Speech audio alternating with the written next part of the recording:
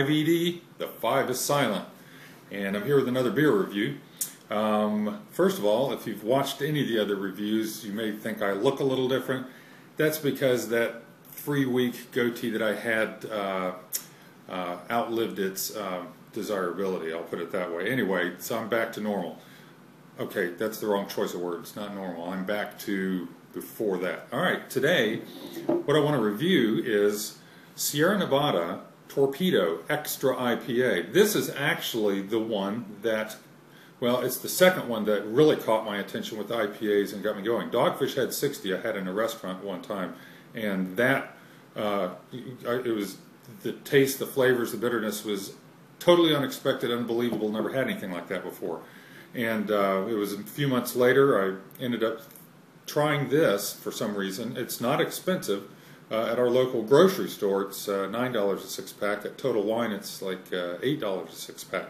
In fact, you can get cases of this at Total Wine, 24 bottles of 12 ounce for $26. So anyway, I'm going to have a taste of this here and talk about it. It's 7.2% ABV, and it is created and bottled by Sierra Nevada in Chico, California. So let's do a pour. Still a little cooler than I like. I didn't let it sit once I took it out of the refrigerator, because technically, you know, ales should be consumed at a higher temperature than lagers. In fact, I read that the darker the ale, the warmer it should be served, and that for IPAs, roughly 52 degrees Fahrenheit is a good temperature. Anyway, this has typical cloudiness. I mean, I've seen plenty of clear IPAs, but it seems like all the ones I've been reviewing recently have had either slight to pronounced cloudy character. This is a light amber. You know, they're going to range from a light orange, light amber to a dark coppery color. And this one, again, the lights never seems to be quite so good. The video shows it is darker than it really is looking in person. Anyway, that's the appearance, and the head wasn't a huge head on there. I don't know how the lacing is going to work out yet. I can tell that we're going to get some. Okay, now on to the smell. Oh, that's what got me about this one, was the citrus and the pine. A little bit of Christmas tree in there, but chiefly citrus. Oh, little orange blossom too. Not just citrus orange, but almost orange blossom. Wow, nice blend of aromas. Very nice blend of aromas. I gotta taste this.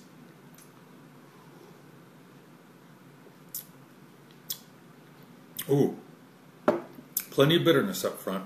This is, they call it an extra IPA. It is 7.2%. You're not quite at that 8.0%, which a lot of people consider the threshold for double IPA or imperial IPA. But this is still, 7.2 is respectable. It's fairly full-bodied.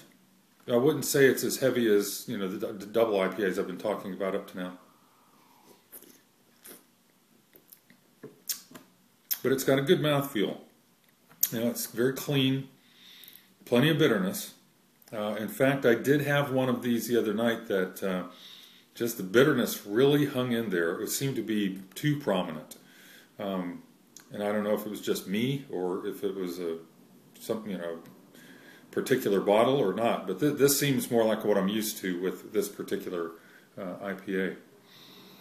Love the aroma. And I love to swish it around and get that head going again, releasing more hops. Oh yeah, that's nice. Again, bitterness is right up there. You have to really be after that IPA bitterness to gravitate towards this. And I don't mean that it's that overpowering or objectionable. I just mean it's up front. But this one, it subsides nicely. It's not just sticking all over the back of my tongue and upper soft palate and all that. It's it's balanced. Speaking of balanced,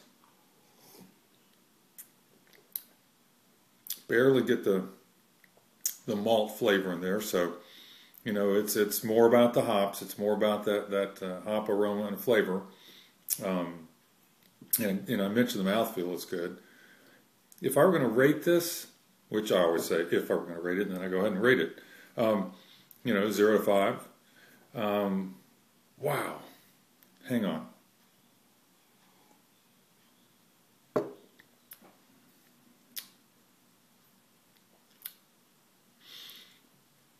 It's very pleasant.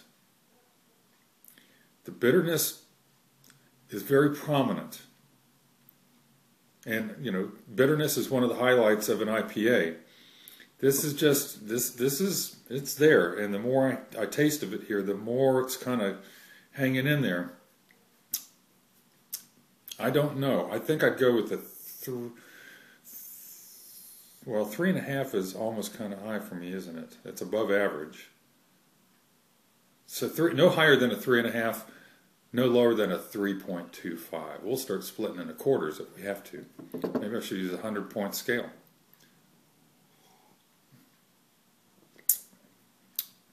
It's very tasty.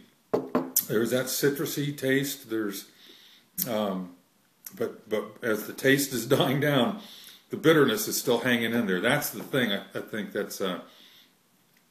I don't want to call it a negative because it's just a particular characteristic of this IPA, and other people are going to love it to death.